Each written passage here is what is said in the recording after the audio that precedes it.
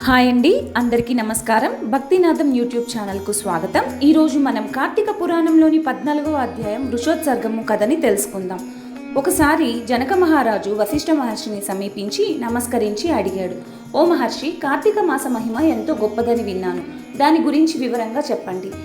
వశిష్ఠ మహర్షి సంతోషంగా చిరునవ్వుతో ఇలా ప్రారంభించాడు. మహారాజా, కార్తీక మాసం సంవత్సరంలోని అత్యంత పవిత్రమైన మాసం. ఈ మాసంలో చేసే ప్రతి పుణ్యకార్యానికి కోటి యాగముల ఫలితం ఉంటుంది. కార్తీక పౌర్ణమి రోజున పితృదేవతలు సంతృప్తి కోసం వృషోత్సర్గము చేయాలి. అంటే పుణ్యకార్యంగా ఎద్దును అచ్చుపోసి వదలాలి. అలాగే శివలింగం లేదా సాలగ్రామం దానం చేయాలి. ఉసిరికాయలు దక్షిణతో సహా దానం చేయడం కూడా అత్యంత శ్రేష్టమైనది. ఇలా చేసేవారు తమ గత జన్మల పాపాలను కరిగిపోతాయి. వారికి కోటి యాగములు చేసినంత పుణ్యం లభిస్తుంది. ప్రతి మనిషి పితృదేవతలు తమ వంశంలోని వారు ఈ పవిత్ర రోజున ఆంబోతును అచ్చు వేస్తారా అని ఎదురు చూస్తూ ఉంటారు.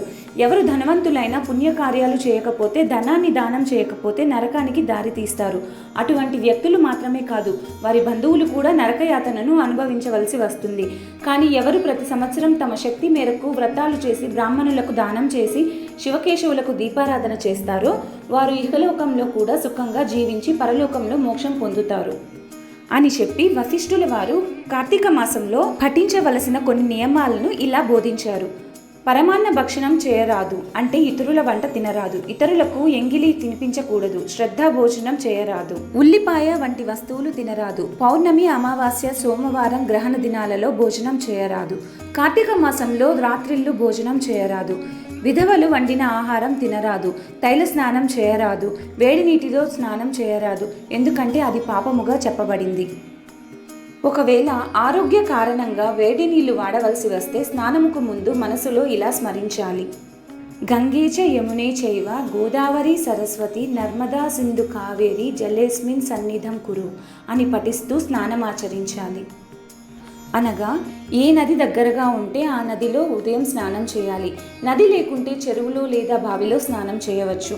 అది కూడా గంగా, గోదావరి, యమున పేర్లను స్మరించి చేయాలి.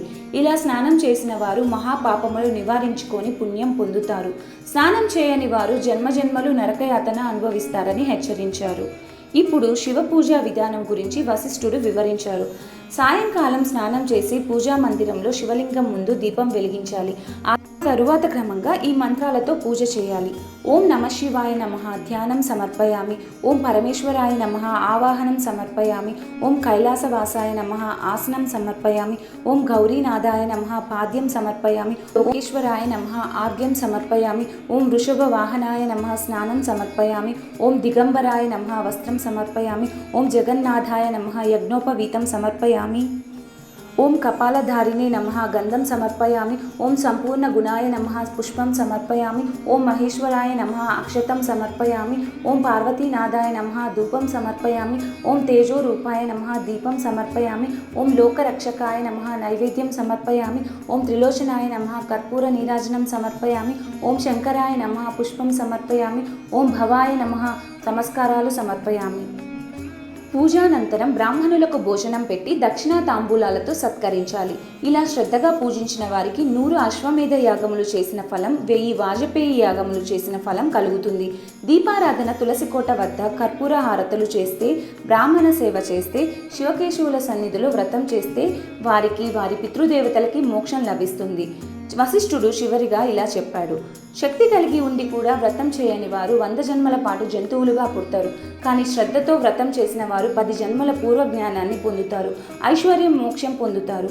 ఈ విధంగా వశిష్ఠ మహర్షి ప్రోక్త కార్తీక మహత్యంలోని 14వ అధ్యాయం వృషోత్సర్గము సమాప్తమైనది.